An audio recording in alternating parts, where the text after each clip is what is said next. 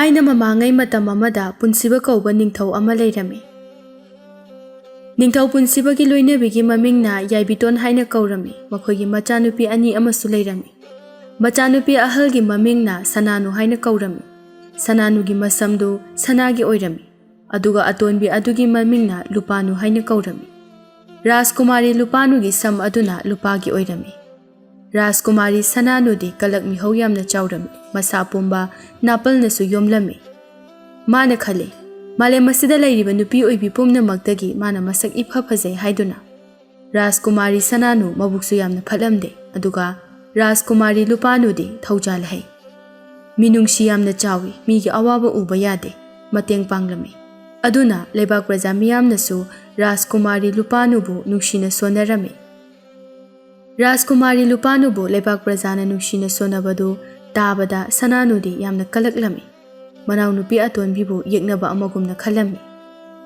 Ningthau amadi Maharanina machanupi ahan Sananubu henna luna nungshina taurami. Aduga Lupanubuna makhoigi pokpa machana tabagumna taurami.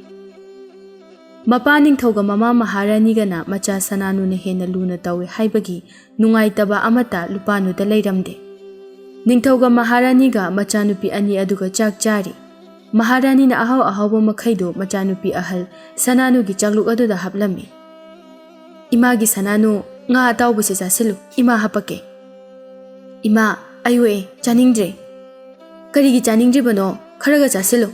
Natrabadi ichagi phajakraba Sanagi samdo kelakadauribani. Chak chadrabadi saksu nongmu nongmugi sumsum thijalakadauribani. Adunane phajana ahawba singase khalla khallaga chaw. Asi haiduna Yaibiton machanupi ahalbu themduna chak pizari.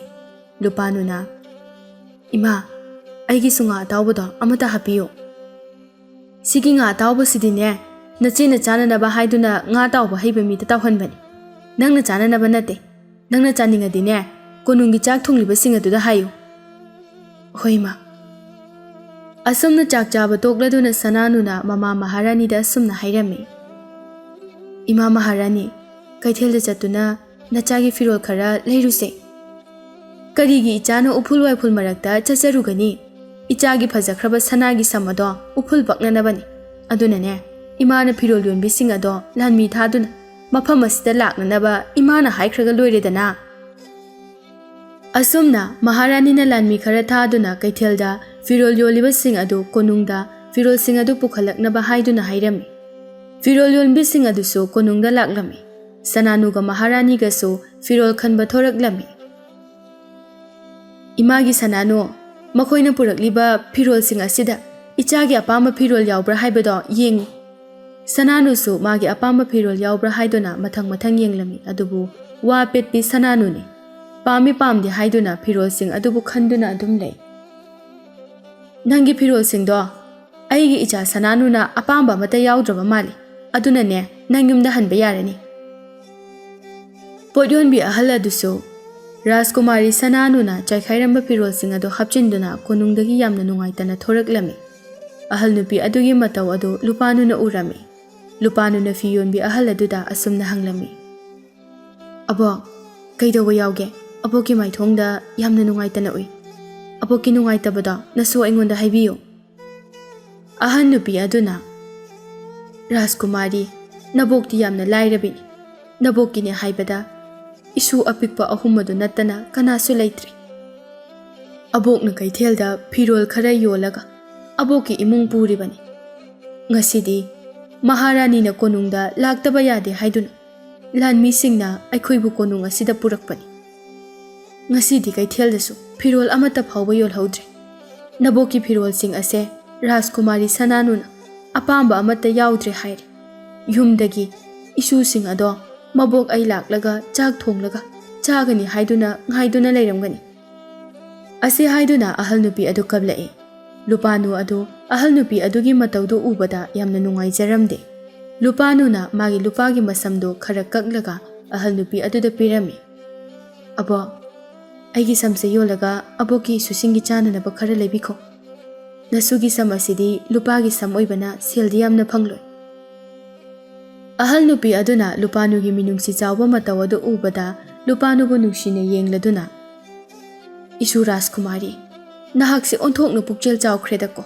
Matam pumbada Isu Rajkumari na tauruba thabak khudingmak mai pakpa Isorna thaujanbiba oirasan. Ahal nupi aduso harau na konungdagi chatkhirami. Rajkumari Lupanu de ayamba matamda konungi laikol aduda matam lelami. Laikol adusu aduki matik phazarami. Nongmalanmi kharana huranba ama phaduna ningthaugi manakta pusilaklami. Sananuga Lupanuga so mafam aduda lairami. Lanmi amana iningthau handak marak Laipak asida potmang jaimang tuina mangliba singda nupa asina huran mangaktani. Sananu na hairae. Ipa ningthau Laipak asida huran ba thambiganu. Huran ba ase mangak kaktuna hatokhanbiyu. Lupanu na nate ipa ningthau. Nupa asina huran bagi maramdo hana amukta thidokpiyu. Ningthau na huran ba aduda yengduna. Hey, huran ba hayo. Karigino nangna migi mapot marar hural dibadi. Huran bado makhud ani lona duna. Iningthau, nanay aigi loina bido na aduna leiba kuiri. Aigi loina bibu layeng naba sel hanglubada. Sel lairabasu kanamatana aingonda sel pirakhiri. Aisu aigi nupi ki thawai kandanaba huran jakhibane. Nangi nupi layeng naba huran bane haiba. Thabak suraga layeng ba yadabro. Aigi leibak asida huran ba amata leiba yara. Aduna nangbu ningthau aina sibagi chairak pigani. Lupanu na ipa ningthau nupa asibu sibagi dandi aduda di pibiganu. Sibagi dandi pibagi mahut. Labukta thabak suduna mana huralu riba sing ado mana singhanbiyu. Sananu na kaino Lupanu nangna haidubo mahagase huran bani. Nangna huran ba asigi punsibu kaningliba sibu karigino. Iche hurale haiduna mibu Sumpha phaduna hatladi. Malem asida taibang mi haibada amata leiraroi. Mangodagi hena huranba achaw kaya amaromda nupa asina huraliba adusu magi nupigi thawai kannanabagi damak. Aduna magi marase ngakpiduna afaba achumba lambi amada purakpana ipa ningthaubu mina hena ikai khumnagani. Sananudi magi mayokta lei haiduna Lupanuda saurami. Phamnaiba sing adusu Rajkumari Lupanuna hairiba adu Jummi hainduna hainarakle. Phamnaiba sing aduna yaraba aduda ningthausu yarami. Huranba nupa adusu ningthaubu hanna makoknona khurumlamlaga chatkre. Sananu sauna magi kada changlai. Maharani su machagi kada changlai. Machagi matau adu ubada. Imagi Sananu kaidoragi chabo. Ima aikhoi atonbina tawribase kaino. Matam pumbada aigi mayokta dumaklei.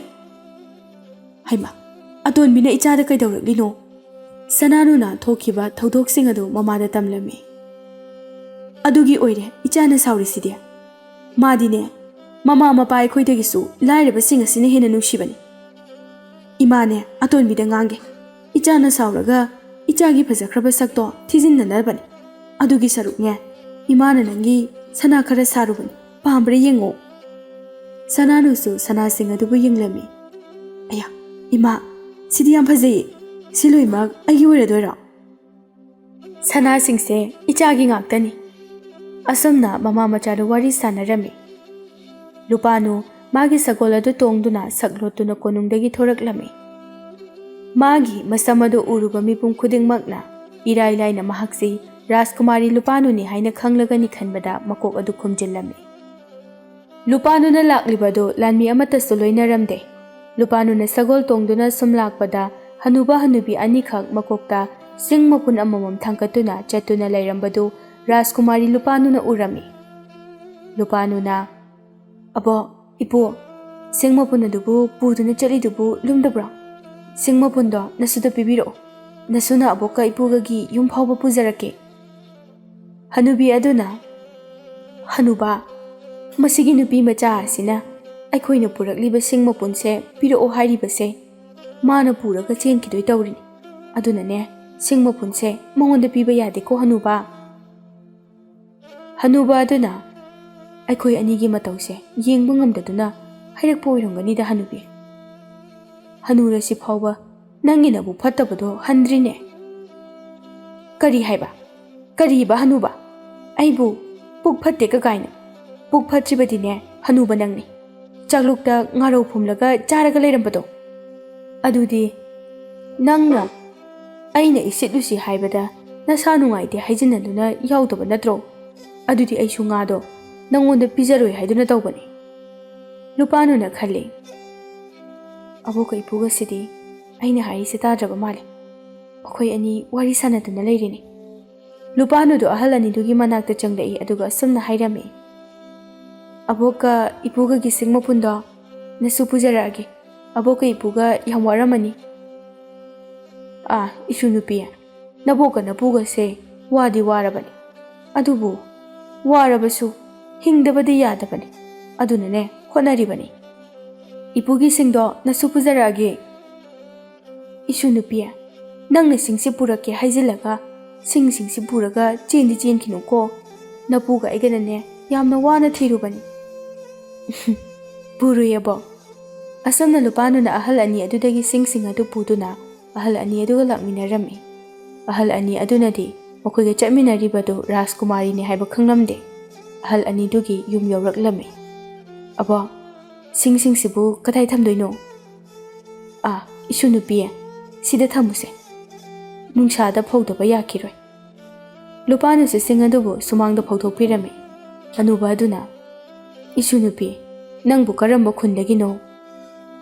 ꯏꯄꯨ, ꯑꯩ ꯂꯩꯕꯥꯛꯁꯤꯒꯤ ꯅꯤꯡꯊꯧꯒꯤ ꯃꯆꯥꯅꯨꯄꯤ ꯂꯨꯄꯥꯅꯨꯅꯦ꯫ ꯑꯍꯜ ꯑꯅꯤꯗꯨ ꯌꯥꯝꯅ ꯉꯛꯅ, ꯅꯪꯕꯨ ꯏꯅꯤꯡꯊꯧꯒꯤ ꯃꯆꯥꯅꯨꯄꯤ ꯔꯥꯖꯀꯨꯃꯥꯔꯤ ꯂꯨꯄꯥꯅꯨꯅꯦ ꯍꯥꯏꯕ? ꯃꯥꯅꯦ꯫ ꯀꯩꯒꯤꯅꯣ ꯑꯕꯣꯛꯀ ꯏꯄꯨꯒꯅ ꯑꯗꯨꯛ ꯊꯤꯅ ꯉꯛꯄꯤꯔꯤꯗꯨꯕꯣ? ꯅꯄꯨꯒ ꯑꯩꯒꯗꯤ ꯑꯩꯈꯣꯏ ꯂꯩꯕꯥꯛꯀꯤ ꯔꯥꯖꯀꯨꯃꯥꯔꯤꯅꯤ ꯍꯥꯏꯕ ꯈꯪꯂꯨꯗ꯭ꯔꯦ꯫ ꯑꯩꯈꯣꯏ ꯑꯅꯤꯕꯨ ꯑꯃꯨꯛꯇ ꯉꯥꯛꯄꯤꯌꯨ ꯔꯥꯖꯀꯨꯃꯥꯔꯤ꯫ ꯑꯕꯣꯛ, ꯑꯗꯨꯝꯅ ꯍꯥꯏꯒꯅꯨ, ꯇꯧꯍꯩꯗꯦ꯫ ꯑꯕꯣꯛꯀ ꯏꯄꯨꯒꯅ ꯑꯩꯉꯣꯟꯗ ꯔꯥꯖꯀꯨꯃꯥꯔꯤ ꯀꯧꯕꯗꯣ ꯅꯁꯨꯗꯤ ꯄꯥꯝꯖꯗꯦ꯫ ꯑꯗꯨꯅꯅꯦ ꯏꯁꯨ ꯅꯨꯄꯤ ꯍꯥꯏꯅ ꯑꯗꯨꯝ ꯀꯧꯕꯤꯌꯣ꯫ ꯃꯤꯅ ꯍꯥꯏꯅꯕꯗꯨ ꯆꯨꯝꯃꯤꯗꯅ, ꯔꯥꯖꯀꯨꯃꯥꯔꯤ ꯂꯨꯄꯥꯅꯨꯗꯤ ꯃꯤꯅꯨꯡꯁꯤ ꯆꯥꯎꯏ ꯍꯥꯏꯕꯗꯣ꯫ ꯏꯁꯨ ꯅꯨꯄꯤꯅ ꯄꯥꯝꯗ꯭ꯔꯕꯅꯤꯅ ꯔꯥꯖꯀꯨꯃꯥꯔꯤ ꯀꯧꯔꯔꯣꯏ꯫ ꯑꯗꯣ ꯑꯕꯣꯛꯀ ꯏꯄꯨꯒꯒꯤ ꯏꯆꯥ ꯑꯝꯇ ꯂꯩꯇ꯭ꯔꯣ? ꯏꯁꯨ ꯅꯨꯄꯤ, ꯑꯩꯈꯣꯏꯒꯤꯁꯨ ꯏꯆꯥ ꯅꯨꯄꯥ ꯑꯃꯈꯛ ꯂꯩꯔꯝꯃꯤ꯫ ꯑꯗꯨꯕꯨ ꯏꯆꯥꯗꯣ ꯂꯥꯏꯑꯣꯛꯅꯕꯗꯒꯤ ꯂꯥꯏꯀꯠꯅꯕ ꯉꯝꯗꯅ ꯂꯩꯈꯤꯗ꯭ꯔꯦ꯫ ꯍꯅꯨꯕꯤꯗꯨ ꯃꯆꯥ ꯄꯜꯂꯛꯄ ꯑꯗꯨꯗ ꯃꯆꯥꯕꯨ ꯅꯤꯡꯁꯤꯡꯗꯨꯅ ꯁꯨꯠ ꯀꯞꯆꯔꯤ꯫ ꯂꯨꯄꯥꯅꯨ ꯅꯨꯡꯉꯥꯏꯇꯗꯨꯅ, ꯑꯕꯣꯛ, ꯀꯩꯒꯤ ꯀꯞꯄꯤꯅꯣ? ꯍꯧꯖꯤꯛꯇꯤ ꯏꯕꯣꯛꯀ ꯏꯄꯨꯒꯒꯤꯗꯃꯛ ꯅꯁꯨ ꯂꯩꯔꯤꯁꯤꯗꯤ꯫ ꯂꯨꯄꯥꯅꯨꯒꯤ ꯅꯨꯡꯁꯤꯔꯕ ꯋꯥꯍꯩꯁꯤꯡ ꯑꯗꯨ ꯇꯥꯕꯗ ꯍꯅꯨꯕꯤ ꯑꯗꯨꯅ ꯁꯨꯝꯅ ꯍꯥꯏꯔꯛꯏ꯫ ꯑꯣꯟꯊꯣꯛꯅꯁꯨ ꯅꯨꯡꯁꯤꯈ꯭ꯔꯦꯗ ꯏꯁꯨꯒꯤ ꯋꯥꯍꯩꯁꯦ꯫ ꯉꯁꯤꯗꯒꯤ ꯅꯄꯨꯒ ꯑꯩꯒꯒꯤ ꯑꯋꯥꯠꯄ ꯑꯃꯠꯇ ꯂꯩꯇ꯭ꯔꯦ꯫ ꯍꯧꯖꯤꯛꯇꯤ ꯏꯁꯨ ꯅꯨꯄꯤ ꯑꯃꯁꯨ ꯐꯪꯖꯔꯦ꯫ ꯍꯅꯨꯕꯒ ꯍꯅꯨꯕꯤꯒꯗꯨ ꯌꯥꯝꯅ ꯍꯔꯥꯎꯖꯔꯝꯃꯤ꯫ ꯑꯁꯨꯝꯅ ꯃꯇꯝ ꯈꯔ ꯍꯧꯈꯤ꯫ ꯅꯣꯡꯃ ꯁꯅꯥꯅꯨꯅ ꯀꯣꯅꯨꯡꯒꯤ ꯂꯩꯀꯣꯜ ꯑꯗꯨꯗ ꯃꯅꯥꯏ ꯅꯨꯄꯤ ꯈꯔꯒ ꯂꯥꯛꯄꯗ ꯔꯥꯖꯀꯨꯃꯥꯔꯤ ꯁꯅꯥꯅꯨꯒꯤ ꯃꯈꯣꯡꯗ ꯇꯤꯡꯈꯪ ꯑꯃꯅ ꯊꯤꯟꯗꯨꯅ ꯏ ꯊꯣꯛꯂꯝꯃꯤ꯫ ꯃꯅꯥꯏ ꯅꯨꯄꯤꯁꯤꯡ ꯑꯗꯨꯅ ꯔꯥꯖꯀꯨꯃꯥꯔꯤꯒꯤ ꯃꯈꯣꯡꯗꯒꯤ ꯇꯤꯡꯈꯪ ꯑꯗꯨꯕꯨ ꯂꯧꯊꯣꯛꯄꯤꯔꯝꯃꯤ꯫ ꯔꯥꯖꯀꯨꯃꯥꯔꯤ ꯅꯥꯔꯗꯨꯅ ꯀꯟꯅ ꯂꯥꯎꯔꯝꯃꯤ꯫ ꯃꯅꯥꯏ ꯅꯨꯄꯤ ꯑꯃꯅ, ꯔꯥꯖꯀꯨꯃꯥꯔꯤꯒꯤ ꯃꯈꯣꯡꯗ ꯊꯤꯜꯂꯤꯕ ꯇꯤꯡꯈꯪ ꯑꯁꯤꯗꯤ ꯂꯩꯒꯤ ꯇꯤꯡꯈꯪꯅꯤ꯫ ꯁꯅꯥꯅꯨꯗꯨ ꯌꯥꯝꯅ ꯁꯥꯎꯅ, ꯃꯐꯝ ꯑꯁꯤꯗ ꯇꯤꯡꯈꯪ ꯑꯗꯣ ꯀꯅꯥꯅ ꯊꯝꯂꯤꯕꯅꯣ? ꯅꯈꯣꯏ ꯈꯔ ꯆꯠꯇꯨꯅ ꯂꯩꯀꯣꯜ ꯁꯦꯟꯅꯕ ꯑꯍꯜ ꯑꯗꯨ ꯀꯧꯔꯛꯎ꯫ ꯈꯪꯒꯅꯤ, ꯏꯄꯥ ꯅꯤꯡꯊꯧꯗ ꯍꯥꯏꯗꯨꯅ ꯃꯥꯕꯨ ꯗꯟꯗꯤ ꯄꯤꯍꯟꯒꯦ꯫ ꯑꯁꯤ ꯍꯥꯏꯗꯨꯅ ꯁꯅꯥꯅꯨꯗꯨ ꯃꯄꯥ ꯅꯤꯡꯊꯧꯒꯤ ꯃꯅꯥꯛꯇ ꯆꯪꯂꯛꯇꯨꯅ ꯃꯥꯒꯤ ꯑꯁꯣꯛꯄꯗꯨ ꯎꯠꯂꯝꯃꯤ꯫ ꯃꯆꯥꯒꯤ ꯑꯁꯣꯛꯄꯗꯨ ꯎꯕꯗ ꯃꯄꯥ ꯅꯤꯡꯊꯧ ꯑꯗꯨ ꯄꯥꯈꯠꯅ, ꯏꯆꯥꯒꯤ ꯈꯣꯡ ꯑꯁꯤꯗꯤ ꯃꯇꯧ ꯀꯔꯝꯅ ꯁꯣꯛꯂꯤꯕ? ꯏꯄꯥ ꯅꯤꯡꯊꯧ, ꯏꯅꯥꯏ ꯅꯨꯄꯤ ꯈꯔꯒ ꯀꯣꯅꯨꯡꯒꯤ ꯂꯩꯀꯣꯜꯗ ꯆꯠꯄꯗ ꯇꯤꯡꯈꯪꯅ ꯅꯆꯥꯒꯤ ꯈꯣꯡ ꯑꯁꯤꯗ ꯊꯤꯜꯂꯤꯕꯅꯤ꯫ ꯏꯄꯥ ꯅꯤꯡꯊꯧ, ꯃꯁꯤ ꯄꯨꯝꯅꯃꯛ ꯑꯁꯦ ꯂꯩꯀꯣꯜ ꯑꯗꯨꯕꯨ ꯁꯦꯟꯅꯔꯤꯕ ꯅꯨꯄꯥ ꯑꯗꯨꯅ ꯆꯦꯛꯁꯤꯟꯗꯕꯗꯒꯤ ꯊꯣꯛꯄꯅꯤ꯫ ꯂꯩꯀꯣꯜ ꯁꯦꯟꯅꯕ ꯑꯍꯜ ꯑꯗꯨꯕꯨ ꯃꯇꯤꯛ ꯊꯣꯛꯄ ꯗꯟꯗꯤ ꯄꯤꯕꯤꯌꯨ꯫ ꯑꯩꯒꯤ ꯏꯆꯥꯒꯤ ꯃꯈꯣꯡꯗꯒꯤ ꯏ ꯊꯣꯛꯍꯜꯂꯕ ꯅꯣꯏ ꯀꯅꯥꯅꯣꯃ ꯆꯠꯇꯨꯅꯅꯦ ꯂꯩꯀꯣꯜ ꯁꯦꯟꯅꯕ ꯑꯍꯜ ꯑꯗꯨꯕꯨ ꯀꯧꯔꯨꯆꯣ꯫ ꯐꯒꯅꯤ ꯏꯅꯤꯡꯊꯧ, ꯅꯅꯥꯏ ꯑꯩꯈꯣꯏ ꯀꯧꯖꯔꯨꯒꯦ꯫ ꯂꯥꯟꯃꯤ ꯈꯔ ꯆꯠꯇꯨꯅ ꯂꯩꯀꯣꯜ ꯁꯦꯟꯅꯕ ꯑꯍꯜ ꯑꯗꯨꯕꯨ ꯀꯧꯔꯝꯃꯤ꯫ ꯑꯍꯜ ꯑꯗꯨꯁꯨ ꯅꯤꯡꯊꯧꯒꯤ ꯃꯅꯥꯛꯇ ꯂꯥꯛꯂꯝꯃꯤ꯫ ꯑꯍꯜ ꯑꯗꯨ ꯅꯤꯡꯊꯧ ꯎꯕꯗ ꯃꯀꯣꯛ ꯈꯨꯔꯨꯝꯖꯗꯨꯅ, ꯏꯅꯤꯡꯊꯧ, ꯅꯅꯥꯏꯕꯨ ꯀꯧꯕꯤꯕꯕꯨ ꯀꯔꯤ ꯇꯥꯛꯄꯤꯒꯗꯕ? ꯑꯩꯒꯤ ꯏꯆꯥꯅꯨꯄꯤ ꯔꯥꯖꯀꯨꯃꯥꯔꯤ ꯁꯅꯥꯅꯨꯒꯤ ꯃꯈꯣꯡꯗ ꯌꯨꯔꯤꯕ ꯇꯤꯡꯈꯪ ꯑꯁꯦ ꯃꯇꯧ ꯀꯔꯝꯅ ꯌꯨꯔꯤꯕꯅꯣ? ꯏꯅꯤꯡꯊꯧ, ꯇꯤꯡꯈꯪꯁꯤꯡ ꯑꯗꯣ ꯅꯅꯥꯏꯅ ꯍꯨꯟꯇꯣꯛꯀꯦ ꯍꯥꯏꯗꯨꯅ ꯊꯝꯖꯔꯝꯕꯅꯤ꯫ ꯑꯗꯨꯕꯨ ꯑꯩꯒꯤ ꯅꯨꯄꯤꯗꯣ ꯃꯁꯥ ꯀꯟꯅ ꯉꯝꯗꯦ ꯍꯥꯏꯕꯗꯒꯤ ꯄꯥꯎ ꯂꯥꯛꯄꯗꯒꯤ ꯅꯅꯥꯏ ꯉꯥꯏꯍꯥꯛ ꯌꯨꯝꯗ ꯆꯠꯆꯔꯨꯕꯅꯤ꯫ ꯅꯪꯅ ꯊꯕꯛ ꯇꯧꯕꯗ ꯆꯦꯛꯁꯤꯟꯗꯕꯗꯒꯤ ꯑꯩꯒꯤ ꯏꯆꯥ ꯑꯁꯤꯒꯤ ꯃꯈꯣꯡꯗꯒꯤ ꯏ ꯊꯣꯛꯂꯦ꯫ ꯃꯗꯨꯒꯤ ꯆꯩꯔꯥꯛ ꯅꯤꯡꯊꯧ ꯑꯩꯅ ꯁꯣꯏꯗꯅ ꯄꯤꯒꯅꯤ꯫ ꯉꯁꯤꯃꯛ ꯂꯩꯕꯥꯛ ꯑꯁꯤ ꯊꯥꯗꯣꯛꯇꯨꯅ ꯆꯠꯈꯤꯒꯗꯕꯅꯤ꯫ ꯑꯍꯜ ꯑꯗꯨ ꯃꯈꯨꯠ ꯑꯅꯤ ꯂꯣꯟꯅꯗꯨꯅ ꯀꯞꯇꯨꯅ ꯅꯤꯡꯊꯧ ꯑꯗꯨꯗ ꯍꯥꯏꯖꯔꯝꯃꯤ꯫ ꯏꯅꯤꯡꯊꯧ, ꯅꯅꯥꯏꯕꯨ ꯑꯃꯨꯛꯇ ꯉꯥꯛꯄꯤꯌꯨ꯫ ꯑꯩꯕꯨ ꯂꯩꯕꯥꯛ ꯑꯁꯤꯗꯒꯤ ꯇꯥꯟꯊꯣꯛꯄꯤꯒꯅꯨ꯫ ꯅꯅꯥꯏꯕꯨ ꯑꯃꯨꯛꯇ ꯅꯨꯡꯁꯤꯕꯤꯌꯨ ꯏꯅꯤꯡꯊꯧ꯫ ꯍꯦ ꯂꯥꯟꯃꯤꯁꯥ, ꯅꯨꯄꯥ ꯑꯁꯤ ꯃꯐꯝ ꯑꯁꯤꯗꯒꯤ ꯌꯥꯝꯅ ꯊꯨꯅ ꯄꯨꯊꯣꯛꯈꯣ꯫ ꯂꯥꯟꯃꯤ ꯈꯔ ꯆꯪꯂꯛꯇꯨꯅ ꯅꯨꯄꯥ ꯑꯗꯨꯕꯨ ꯄꯨꯊꯣꯛꯈꯤ꯫ ꯔꯥꯖꯀꯨꯃꯥꯔꯤ ꯁꯅꯥꯅꯨꯗꯤ ꯅꯨꯄꯥ ꯑꯗꯨꯕꯨ ꯇꯥꯟꯊꯣꯛꯈꯤꯒꯗꯕꯗꯨ ꯎꯕꯗ ꯌꯥꯝꯅ ꯍꯔꯥꯎꯔꯝꯃꯤ꯫ ꯂꯨꯄꯥꯅꯨꯁꯨ ꯄꯥꯎ ꯑꯗꯨ ꯇꯥꯔꯝꯃꯤ ꯃꯅꯥꯏꯅꯨꯕꯤ ꯑꯃꯅ ꯇꯝꯕꯗꯒꯤ꯫ ꯃꯄꯥ ꯅꯤꯡꯊꯧꯒ ꯃꯆꯦꯒꯕꯨ ꯌꯥꯝꯅ ꯋꯥꯔꯧꯖꯔꯝꯃꯤ꯫ ꯑꯁꯨꯝꯅ ꯅꯨꯃꯤꯠ ꯈꯔꯅꯤ ꯍꯧꯈ꯭ꯔꯦ꯫ ꯅꯣꯡꯃ ꯅꯤꯡꯊꯧ ꯄꯨꯟꯁꯤꯕꯒꯤ ꯃꯔꯨꯞ ꯅꯤꯡꯊꯧ ꯁꯥꯐꯕꯗꯨ ꯃꯥꯒꯤ ꯅꯨꯄꯤꯒ ꯃꯆꯥꯅꯨꯄꯥꯒ ꯄꯨꯔꯒ ꯃꯥꯒꯤ ꯃꯔꯨꯞ ꯅꯤꯡꯊꯧ ꯄꯨꯟꯁꯤꯕꯒꯤ ꯀꯣꯅꯨꯡꯗ ꯂꯥꯛꯂꯝꯃꯤ꯫ ꯅꯤꯡꯊꯧ ꯄꯨꯟꯁꯤꯕ ꯃꯥꯒꯤ ꯃꯔꯨꯞ ꯅꯤꯡꯊꯧꯕꯨ ꯎꯕꯗ ꯌꯥꯝꯅ ꯍꯔꯥꯎꯖꯔꯝꯃꯤ꯫ ꯅꯤꯡꯊꯧ ꯑꯅꯤꯗꯨ ꯀꯣꯟꯅꯔꯝꯃꯤ꯫ ꯁꯅꯥꯅꯨꯗꯤ ꯅꯤꯡꯊꯧ ꯁꯥꯐꯕꯒꯤ ꯃꯆꯥꯅꯨꯄꯥ ꯔꯥꯖꯀꯨꯃꯥꯔ ꯀꯣꯔꯧꯕꯨ ꯎꯕꯗ ꯅꯨꯡꯁꯤꯕ ꯐꯥꯎꯈ꯭ꯔꯦ꯫ ꯑꯗꯨꯅ ꯔꯥꯖꯀꯨꯃꯥꯔ ꯀꯣꯔꯧꯕꯨ ꯑꯗꯨꯝ ꯌꯦꯡꯗꯨꯅ ꯂꯩꯔꯝꯃꯤ꯫ ꯄꯨꯟꯁꯤꯕꯅ, ꯏꯇꯥꯎ ꯅꯤꯡꯊꯧ, ꯉꯁꯤ ꯊꯥꯖꯗꯅ ꯏꯇꯥꯎ ꯎꯅꯕꯁꯦ ꯃꯪꯒ ꯆꯞ ꯃꯥꯟꯅꯈ꯭ꯔꯦ꯫ ꯏꯇꯥꯎ ꯎꯅꯤꯡꯃꯟꯈꯤꯗꯨꯅ ꯂꯩꯕꯥꯛꯇꯣ ꯃꯟꯇ꯭ꯔꯤꯗ ꯁꯤꯟꯅꯔꯝꯂꯒ ꯑꯩꯈꯣꯏ ꯄꯨꯟꯅ ꯂꯥꯛꯂꯕꯅꯤ꯫ ꯃꯇꯝ ꯈꯔꯗꯤ ꯏꯇꯥꯎꯒꯤ ꯀꯣꯅꯨꯡ ꯑꯁꯤꯗ ꯂꯩꯔꯨꯔꯁꯤ ꯍꯥꯏꯅ ꯂꯥꯛꯂꯕꯅꯤ꯫ ꯏꯇꯥꯎ, ꯃꯇꯝ ꯈꯔꯗ ꯅꯠꯇꯦ, ꯑꯗꯨꯝ ꯂꯩꯊꯣꯛꯂꯁꯤ꯫ ꯏꯆꯥ ꯔꯥꯖꯀꯨꯃꯥꯔꯁꯤꯗꯤ ꯌꯦꯡꯕꯗ ꯃꯇꯤꯛ ꯃꯒꯨꯜ ꯌꯥꯝꯅ ꯂꯩ꯫ ꯁꯥꯐꯕꯅ ꯅꯣꯛꯂꯗꯨꯅ, ꯑꯗꯨꯕꯨꯗꯤ ꯏꯇꯥꯎ, ꯅꯤꯡꯊꯧ ꯁꯥꯐꯕꯒꯤ ꯃꯆꯥꯅꯤꯗꯅ, ꯑꯁꯤ ꯍꯥꯏꯔꯒ ꯅꯣꯛꯂꯝꯃꯤ꯫ ꯌꯥꯏꯕꯤꯇꯣꯟꯗꯤ ꯃꯆꯥ ꯁꯅꯥꯅꯨꯅ ꯔꯥꯖꯀꯨꯃꯥꯔ ꯀꯣꯔꯧꯗ ꯌꯦꯡꯂꯤꯕ ꯃꯤꯠꯌꯦꯡ ꯑꯗꯨ ꯈꯪꯂꯗꯨꯅ ꯑꯁꯨꯝꯅ ꯍꯥꯏꯔꯝꯃꯤ꯫ ꯁꯅꯥꯅꯨ, ꯅꯕꯨꯡ ꯔꯥꯖꯀꯨꯃꯥꯔꯁꯦ ꯀꯣꯅꯨꯡꯒꯤ ꯂꯩꯀꯣꯜꯗ ꯄꯨꯗꯨꯅ ꯌꯦꯡꯍꯜꯂꯨꯆꯣ꯫ ꯑꯍꯜ ꯋꯥꯔꯤ ꯁꯥꯕꯁꯤꯗꯅꯦ ꯅꯣꯏ ꯅꯨꯡꯉꯥꯏꯔꯝꯃꯔꯣꯏ꯫ ꯍꯣꯏ ꯏꯃꯥ, ꯏꯕꯨꯡ ꯔꯥꯖꯀꯨꯃꯥꯔ ꯂꯦꯡꯊꯣꯛꯑꯁꯤꯔꯥ? ꯍꯣꯏ, ꯌꯥꯏ꯫ ꯀꯣꯔꯧꯒ ꯁꯅꯥꯅꯨꯒ ꯀꯣꯅꯨꯡꯒꯤ ꯂꯩꯀꯣꯜ ꯑꯗꯨꯗ ꯂꯥꯛꯂꯝꯃꯤ꯫ ꯀꯣꯔꯧ ꯂꯩꯀꯣꯜ ꯑꯗꯨꯕꯨ ꯎꯕꯗ, ꯂꯩꯀꯣꯜꯁꯤꯗꯤ ꯑꯣꯟꯊꯣꯛꯅ ꯐꯖꯈ꯭ꯔꯦꯗ꯫ ꯂꯩꯁꯤꯡ ꯑꯁꯤꯁꯨ ꯀꯌꯥꯗ ꯐꯖꯅ ꯁꯥꯠꯂꯤꯕꯅꯣ꯫ ꯍꯩꯃꯥ, ꯆꯤꯅꯤ ꯆꯝꯄ꯭ꯔꯥ ꯃꯅꯝ ꯑꯁꯤꯗꯤ ꯀꯗꯣꯝꯗꯒꯤꯅꯣ? ꯔꯥꯖꯀꯨꯃꯥꯔ, ꯆꯤꯅꯤ ꯆꯝꯄ꯭ꯔꯥ ꯃꯅꯝꯗꯣ ꯑꯁꯣꯝꯗꯒꯤ ꯑꯁꯣꯝꯗꯒꯤꯅꯤ꯫ ꯑꯁꯣꯝꯗ ꯑꯣꯏꯅ ꯆꯠꯁꯤꯔꯥ? ꯆꯠꯁꯦ꯫ ꯀꯣꯔꯧꯒ ꯁꯅꯥꯅꯨꯒ ꯑꯁꯨꯝ ꯂꯥꯛꯄꯗ ꯂꯨꯄꯥꯅꯨꯗꯨ ꯂꯥꯏ ꯌꯦꯛꯇꯨꯅ ꯂꯩꯔꯝꯃꯤ꯫ ꯀꯣꯔꯧꯗꯤ ꯂꯨꯄꯥꯅꯨꯕꯨ ꯑꯍꯥꯟꯕ ꯎꯕꯗ ꯅꯨꯡꯁꯤꯕ ꯐꯥꯎꯈꯤꯔꯝꯃꯤ꯫ ꯑꯗꯨꯅ ꯃꯃꯤꯠ ꯀꯨꯞꯇꯕ ꯃꯈꯩ ꯂꯨꯄꯥꯅꯨꯕꯨ ꯌꯦꯡꯖꯔꯝꯃꯤ꯫ ꯑꯁꯤꯗ ꯂꯥꯏ ꯌꯦꯛꯇꯨꯅ ꯂꯩꯔꯤꯕ ꯅꯨꯄꯤꯁꯤꯕꯨ ꯀꯅꯥꯅꯣ? ꯁꯅꯥꯅꯨꯗꯨ ꯃꯥꯏꯊꯣꯡꯗꯨ ꯍꯥꯏꯐꯦꯠ ꯁꯨꯛꯂꯞ ꯇꯧꯅ ꯍꯥꯏꯔꯛꯏ꯫ ꯏꯕꯨꯡ ꯔꯥꯖꯀꯨꯃꯥꯔ, ꯃꯍꯥꯛꯁꯦ ꯑꯩꯒꯤ ꯏꯅꯥꯎꯅꯨꯄꯤ ꯂꯨꯄꯥꯅꯨꯅꯤ꯫ ꯃꯥꯒꯤ ꯑꯌꯦꯛꯄ ꯂꯥꯏꯁꯦ ꯌꯦꯡꯂꯨꯁꯤꯔꯥ? ꯍꯣꯏ ꯔꯥꯖꯀꯨꯃꯥꯔ꯫ ꯃꯈꯣꯏ ꯑꯅꯤꯗꯨ ꯂꯨꯄꯥꯅꯨꯒꯤ ꯃꯅꯥꯛꯇ ꯆꯪꯂꯛꯏ꯫ ꯂꯨꯄꯥꯅꯨꯅꯗꯤ ꯔꯥꯖꯀꯨꯃꯥꯔ ꯀꯣꯔꯧꯕꯨ ꯃꯁꯛ ꯈꯪꯂꯝꯗꯦ꯫ ꯁꯅꯥꯅꯨꯅ, ꯂꯨꯄꯥꯅꯨ, ꯃꯍꯥꯛꯁꯦ ꯏꯄꯥ ꯁꯥꯐꯕꯒꯤ ꯃꯆꯥꯅꯨꯄꯥ ꯔꯥꯖꯀꯨꯃꯥꯔ ꯀꯣꯔꯧꯅꯤ꯫ ꯏꯆꯦ, ꯏꯄꯥ ꯅꯤꯡꯊꯧ ꯁꯥꯐꯕꯁꯨ ꯑꯩꯈꯣꯏꯒꯤ ꯀꯣꯅꯨꯡꯁꯤꯗ ꯂꯥꯛꯄ꯭ꯔꯣ? ꯂꯥꯛꯏ, ꯏꯄꯥ ꯅꯤꯡꯊꯧꯒ ꯋꯥꯔꯤ ꯁꯥꯟꯅꯍꯧꯔꯤ꯫ ꯀꯣꯔꯧꯅ, ꯔꯥꯖꯀꯨꯃꯥꯔꯤ ꯂꯨꯄꯥꯅꯨ, ꯅꯍꯥꯛꯅ ꯌꯦꯛꯂꯤꯕ ꯂꯥꯏ ꯑꯁꯤꯗꯤ ꯑꯣꯟꯊꯣꯛꯅꯁꯨ ꯐꯖꯈ꯭ꯔꯦꯗ꯫ ꯑꯩꯁꯨ ꯂꯥꯏ ꯌꯦꯛꯄꯁꯦ ꯌꯥꯝꯅ ꯄꯥꯝꯖꯩ꯫ ꯁꯅꯥꯅꯨꯗꯤ ꯀꯣꯔꯧꯅ ꯂꯨꯄꯥꯅꯨꯕꯨ ꯊꯥꯒꯠꯄꯗꯨ ꯎꯕꯗ ꯌꯥꯝꯅ ꯁꯥꯎꯅꯤꯡꯂꯝꯃꯤ꯫ ꯑꯗꯨꯅ ꯑꯁꯨꯝꯅ ꯍꯥꯏꯔꯛꯏ꯫ ꯇꯥꯟ ꯆꯥꯟꯅꯗꯨꯅ ꯑꯗꯨ ꯐꯖꯕꯒꯤ ꯋꯥꯅꯤ꯫ ꯅꯍꯥꯟ ꯃꯈꯩ ꯑꯁꯨꯝꯅ ꯐꯖꯗꯦꯗ꯫ ꯑꯗꯨ ꯏꯕꯨꯡ, ꯑꯩꯈꯣꯏ ꯂꯨꯄꯥꯅꯨꯒꯤ ꯁꯝꯁꯦ ꯉꯧꯔꯒ ꯍꯅꯨꯕꯤ ꯌꯥꯝ ꯃꯥꯟꯗ꯭ꯔꯥ? ꯑꯩꯒꯤ ꯁꯝꯁꯤꯗꯤ ꯁꯅꯥ ꯃꯆꯨꯒꯤ ꯑꯣꯏꯕꯅꯤꯅ ꯏꯄꯥ ꯅꯤꯡꯊꯧꯒ ꯏꯃꯥ ꯃꯍꯥꯔꯥꯅꯤꯒꯅ ꯑꯩꯒꯤ ꯁꯝꯁꯦ ꯌꯥꯝꯅ ꯐꯖꯩ ꯍꯥꯏꯅ ꯍꯥꯏ꯫ ꯂꯨꯄꯥꯅꯨꯗꯨ ꯃꯆꯦꯒꯤ ꯋꯥꯍꯩ ꯑꯗꯨꯗ ꯃꯊ꯭ꯋꯥꯏ ꯅꯨꯡꯉꯥꯏꯖꯔꯝꯗꯦ꯫ ꯔꯥꯖꯀꯨꯃꯥꯔꯁꯨ ꯂꯨꯄꯥꯅꯨ ꯅꯨꯡꯉꯥꯏꯇ꯭ꯔꯦ ꯍꯥꯏꯕ ꯈꯪꯂꯝꯃꯤ꯫ ꯀꯣꯔꯧꯅ ꯅꯣꯛꯂꯒ, ꯑꯩꯗꯤ ꯁꯅꯥ ꯃꯆꯨꯁꯦ ꯀꯌꯥ ꯄꯥꯝꯗꯦ꯫ ꯑꯩꯒꯤ ꯑꯄꯥꯝꯕ ꯃꯆꯨꯗꯤ ꯂꯨꯄꯥ ꯃꯆꯨꯁꯤꯅꯤ꯫ ꯂꯨꯄꯥꯅꯨꯒꯤ ꯁꯝꯁꯦ ꯌꯥꯝ ꯐꯖꯩ, ꯁꯛꯁꯨ ꯐꯖꯩ꯫ ꯂꯨꯄꯥꯅꯨꯗꯨ ꯀꯣꯔꯧꯒꯤ ꯋꯥꯍꯩꯁꯤꯡ ꯑꯗꯨ ꯇꯥꯕꯗ ꯀꯣꯔꯧꯕꯨ ꯅꯨꯡꯁꯤꯕ ꯐꯥꯎꯔꯛꯄꯒꯨꯝ ꯇꯧꯔꯝꯃꯤ꯫ ꯁꯅꯥꯅꯨꯗꯨ ꯀꯣꯔꯧꯅ ꯂꯨꯄꯥꯅꯨꯕꯨ ꯍꯟꯖꯤꯟ ꯍꯟꯖꯤꯟ ꯊꯥꯒꯠꯄ ꯑꯗꯨꯗ ꯌꯥꯝꯅ ꯁꯥꯎꯅꯤꯡꯂꯝꯃꯤ꯫ ꯑꯗꯨꯕꯨ ꯑꯁꯥꯎꯕꯗꯨꯗꯤ ꯎꯠꯊꯣꯛꯂꯝꯗꯦ꯫ ꯔꯥꯖꯀꯨꯃꯥꯔ ꯀꯣꯔꯧꯅ ꯑꯇꯦꯟꯕ ꯃꯇꯝ ꯑꯁꯤꯗ ꯔꯥꯖꯀꯨꯃꯥꯔꯤ ꯁꯅꯥꯅꯨ ꯑꯁꯤ ꯀꯔꯝꯕ ꯃꯤꯅꯣ ꯍꯥꯏꯕ ꯈꯪꯕ ꯉꯝꯂꯝꯃꯤ꯫ ꯑꯗꯨꯒ ꯂꯨꯄꯥꯅꯨꯕꯨꯁꯨ ꯈꯪꯂꯝꯃꯤ꯫ ꯂꯨꯄꯥꯅꯨꯒꯤ ꯏꯆꯝ ꯆꯝꯖꯕ ꯃꯇꯧ ꯑꯗꯨꯗꯅ ꯍꯦꯟꯅ ꯔꯥꯖꯀꯨꯃꯥꯔ ꯀꯣꯔꯧꯅ ꯂꯨꯄꯥꯅꯨꯕꯨ ꯍꯦꯟꯅ ꯅꯨꯡꯁꯤꯕ ꯐꯥꯎꯔꯝꯃꯤ꯫ ꯅꯨꯃꯤꯗꯥꯡꯒꯤ ꯃꯇꯝꯅꯤ꯫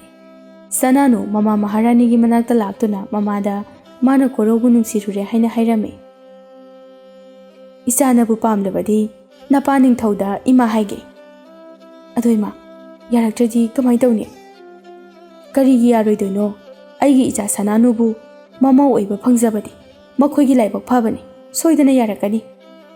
ꯁꯅꯥꯅꯨꯗꯨ ꯃꯃꯥꯒꯤ ꯋꯥꯗꯨ ꯇꯥꯕꯗ ꯌꯥꯝꯅ ꯍꯔꯥꯎꯖꯔꯝꯃꯤ꯫ ꯑꯍꯤꯡꯗꯨ ꯂꯨꯄꯥꯅꯨꯗꯨ ꯇꯨꯝꯕ ꯌꯥꯗ꯭ꯔꯗꯨꯅ ꯂꯩꯀꯣꯜꯗ ꯂꯥꯛꯂꯝꯃꯤ꯫ ꯂꯨꯄꯥꯅꯨꯅ ꯊꯣꯛꯈꯤꯕꯗꯨ ꯀꯣꯔꯧꯅ ꯎꯔꯗꯨꯅ ꯀꯣꯔꯧꯁꯨ ꯂꯨꯄꯥꯅꯨꯒꯤ ꯃꯇꯨꯡ ꯏꯟꯅꯔꯛꯂꯝꯃꯤ꯫ ꯂꯨꯄꯥꯅꯨꯗꯨ ꯂꯩꯀꯣꯜ ꯑꯗꯨꯗ ꯊꯥꯔꯤꯕ ꯐꯛ ꯑꯃꯗ ꯐꯝꯗꯨꯅ ꯂꯩꯔꯝꯃꯤ꯫ "ꯔꯥꯖꯀꯨꯃꯥꯔꯤ ꯂꯨꯄꯥꯅꯨ, ꯇꯨꯝꯕ ꯌꯥꯗ꯭ꯔꯕꯣ?"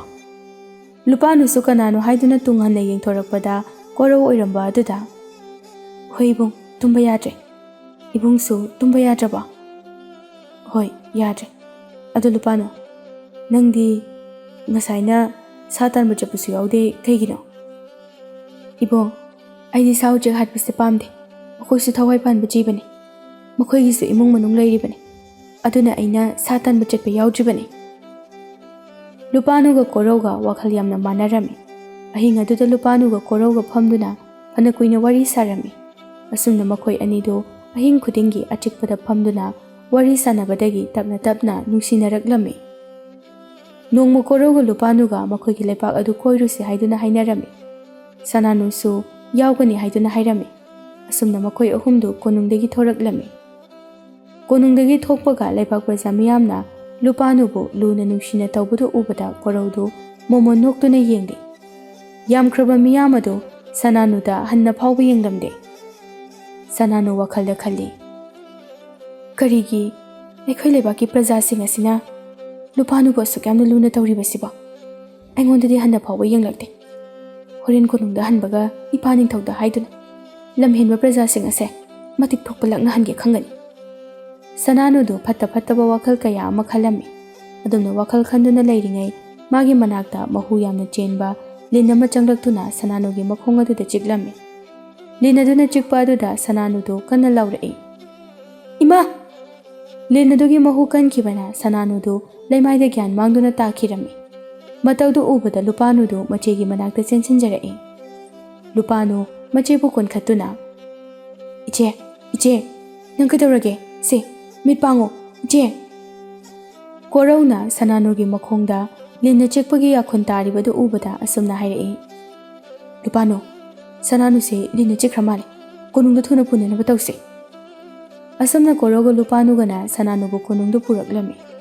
मपा निंगथौगा ममा महारानीगदी मचागी फिबम अदु उबदा यामना कपचरम्मी। अमाइबा अमा कौदुना सनानुबु यंगहलम्मी। अमाइबदुना हिदाक सेमदुना लिन अदुगी महुदु चिंगथोकनबा होटनारम्मी अदुबु ngamlamde। माइबा अदुना इनिंगथौ राजकुमारी सनानुदा याउरिबा लिनगी महुसे चिंगथोकपा ngamdre। राजकुमारी सनानुगी मिहुलदे लैरि। निंगथौ अदुना अदुदि अमाइबा मतौ करमना तौदुना इचा सनानुगी हानगी पुंसिदा अमुक हंजिनबा ngamगने।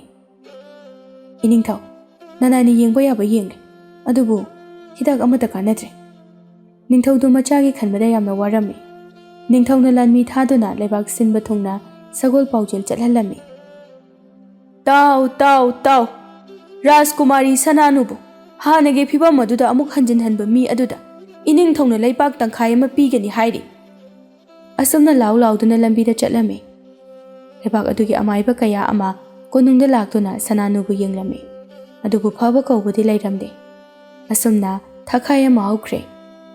निंगथौ साफबसु मखोयगी लैपाक अदुदा अतोपा लैपाकना लांदारकले हाइबदगी निंगथौ साफबसु मागी लैपाकता हंदबा याद्रे हाइदुना हनख्रे। कोरौना चलमदाइदा लुपानुदा असुमना हाइरम्मी। लुपानु ऐ चत्तबा याद्रे। अैखोयगी लैपाकता युमलोनबा लैपाकगी निंगथौना लांदारकले।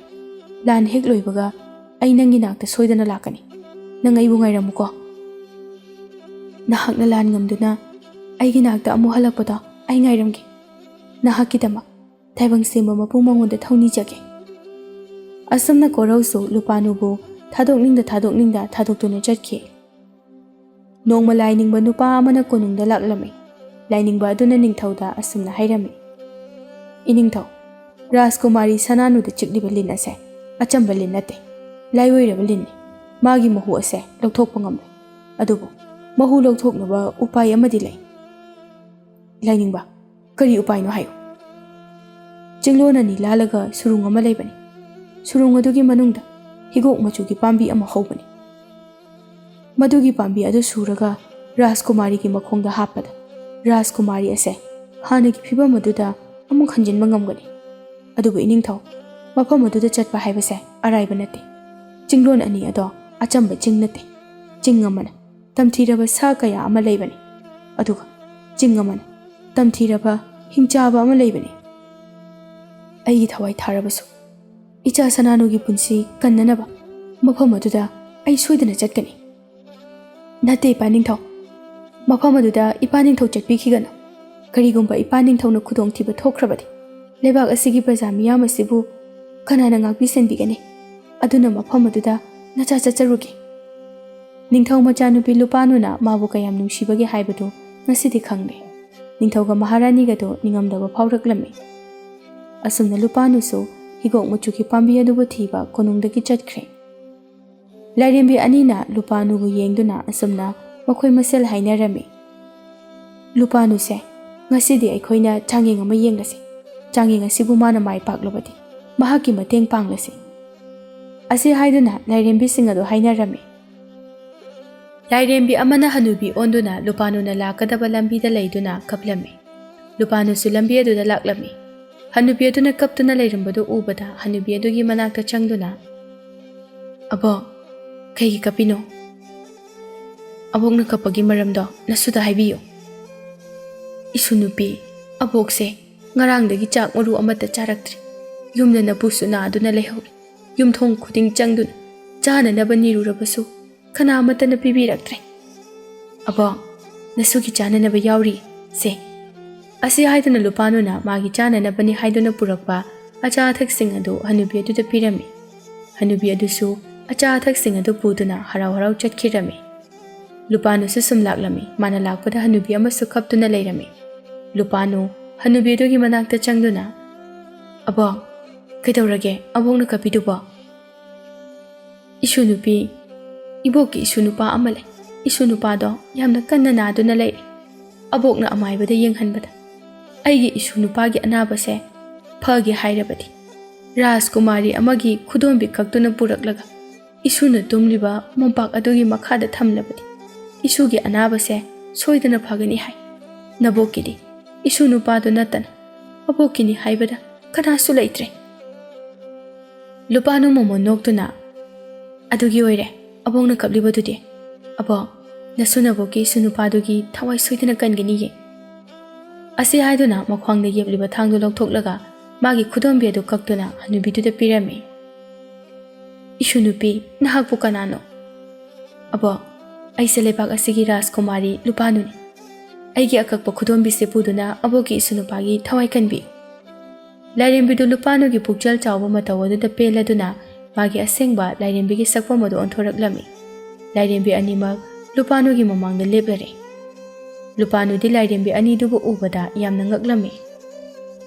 Lupanu, nangbu lairembi aikhoi anina changyeng tawbani. Nangna ngasai mateng panglamba hanubi ado hanubi nate. Aina onba hanubini. Nangi pukjel sengba minungsi chawba adu ubada pele. Thangase lawsilo. Thangse achamba thang nate laigi thang. Lupanu su thang adubu lawduna lairembi anidubu khurumlamlaga magi khongchat adu makhatana chatpa hokre. Mana sum leptana lakpana chingama lalami. Mafam aduda sa kaina khongbugi khonjal kaya ama taraklami. Lupanu masada akiba mata yaudana changlai. Kai manga taruk thoraktuna Lupanubu kai sing aduna koisilami. Lupanuna lairembina pirakpa thang aduna kai sing adubu yamna laina hatlami. Kai singdu maithiba piramduna makhatana laklami. Jinglon ani subudo amuk lalami. Madudasu hingchabi ama thoraklami. Hingchabi adubu Lupanuna lairembi ani aduna piramba thang adugi matengna hatlami. Hojikti Lupanu surung manungda changlaktuna higok machugi lei adu puduna konungda laklami. Ningthauga Maharaniga anidu machanupibu ubada ꯌꯥꯝꯅ ꯍꯔꯥꯎꯔꯝꯃꯤ꯫ ꯃꯍꯥꯔꯥꯅꯤꯅ ꯃꯆꯥꯕꯨ ꯅꯨꯡꯁꯤꯅ ꯀꯣꯟꯕꯤꯔꯝꯃꯤ꯫ ꯂꯨꯄꯥꯅꯨꯅ ꯄꯨꯔꯛꯂꯤꯕ ꯍꯤꯒꯣꯛ ꯃꯆꯨꯒꯤ ꯂꯩ ꯑꯗꯨꯅ ꯁꯅꯥꯅꯨꯒꯤ ꯃꯈꯣꯡꯗ ꯂꯤꯟꯅ ꯆꯤꯛꯈꯤꯕ ꯃꯐꯝ ꯑꯗꯨꯗ ꯍꯥꯞꯄꯗ ꯁꯅꯥꯅꯨꯗ ꯋꯥꯈꯜ ꯇꯥꯔꯛꯂꯝꯃꯤ꯫ ꯃꯄꯥ ꯅꯤꯡꯊꯧꯒ ꯃꯃꯥ ꯃꯍꯥꯔꯥꯅꯤ ꯑꯅꯤꯅ ꯋꯥꯔꯤ ꯄꯨꯝꯕ ꯁꯅꯥꯅꯨꯗ ꯂꯤꯔꯝꯃꯤ꯫ ꯂꯨꯄꯥꯅꯨꯅ ꯃꯥꯒꯤꯗꯃꯛ ꯋꯥꯖꯕꯁꯤꯡꯗꯨ ꯁꯅꯥꯅꯨꯁꯨ ꯋꯥꯔꯤꯁꯤꯡ ꯑꯗꯨ ꯇꯥꯔꯨꯔꯒ ꯃꯅꯥꯎꯅꯨꯄꯤꯕꯨ ꯃꯥꯅ ꯌꯦꯛꯅꯕ ꯑꯃꯒꯨꯝꯅ ꯈꯜꯂꯨꯕꯁꯤꯡꯗꯨ ꯅꯤꯡꯉꯝꯗꯕ ꯐꯥꯎꯔꯛꯏ꯫ ꯁꯅꯥꯅꯨ ꯀꯞꯇꯨꯅ, "ꯏꯆꯦꯒꯤ ꯂꯨꯄꯥꯅꯨ, ꯏꯆꯦꯒꯤ ꯉꯥꯛꯄꯤꯐꯝ ꯊꯣꯛꯇ꯭ꯔꯕ ꯏꯔꯥꯜꯁꯦ ꯏꯅꯥꯎꯅ ꯑꯃꯨꯛꯇꯪ ꯉꯥꯛꯄꯤꯔꯝꯃꯨ꯫ ꯏꯆꯦ, ꯅꯪꯒꯤ ꯅꯐꯝꯗ ꯌꯥꯝꯅ ꯂꯥꯟꯈ꯭ꯔꯦ." "ꯏꯆꯦ, ꯑꯗꯨꯝꯅ ꯍꯥꯏꯕꯤꯒꯅꯨ, ꯏꯆꯦ ꯂꯥꯟꯗꯤꯌꯦ." ꯃꯆꯤꯜ ꯃꯅꯥꯎ ꯑꯅꯤꯗꯨ ꯀꯣꯟꯅꯗꯨꯅ ꯀꯞꯃꯤꯟꯅꯔꯝꯃꯤ꯫ ꯑꯁꯨꯝꯅ ꯀꯣꯔꯧꯁꯨ ꯂꯥꯟꯐꯝ ꯃꯥꯏ ꯄꯥꯛꯇꯨꯅ ꯂꯨꯄꯥꯅꯨꯕꯨ ꯂꯧꯕ ꯂꯥꯛꯂꯝꯃꯤ꯫ ꯅꯤꯡꯊꯧ ꯄꯨꯟꯁꯤꯕꯅ ꯂꯨꯄꯥꯅꯨꯕꯨ ꯔꯥꯖꯀꯨꯃꯥꯔꯤ ꯀꯣꯔꯧꯒ ꯆꯥꯎꯅ ꯂꯨꯍꯣꯡꯕꯤꯔꯝꯃꯤ꯫ ꯁꯅꯥꯅꯨꯁꯨ ꯌꯥꯝꯅ ꯍꯔꯥꯎꯔꯝꯃꯤ꯫ ꯑꯁꯨꯝꯅ ꯀꯣꯔꯧꯅ ꯂꯨꯄꯥꯅꯨꯕꯨ ꯃꯥꯒꯤ ꯂꯩꯄꯥꯛꯇ ꯄꯨꯗꯨꯅ ꯆꯠꯈꯤ꯫ ꯑꯁꯨꯝꯅ ꯀꯣꯔꯧ ꯑꯃꯗꯤ ꯂꯨꯄꯥꯅꯨ ꯌꯥꯝꯅ ꯅꯨꯡꯉꯥꯏꯅ ꯄꯥꯟꯈꯤꯔꯝꯃꯤ꯫ ꯁꯅꯥꯅꯨꯁꯨ ꯋꯥꯈꯜ ꯇꯥꯔꯗꯨꯅ ꯑꯋꯥ ꯑꯅꯥ ꯇꯥꯔꯕ ꯃꯤꯁꯤꯡꯒꯤ ꯃꯇꯦꯡ ꯄꯥꯡꯗꯨꯅ ꯅꯨꯡꯉꯥꯏꯅ ꯂꯩꯈꯤꯔꯝꯃꯤ꯫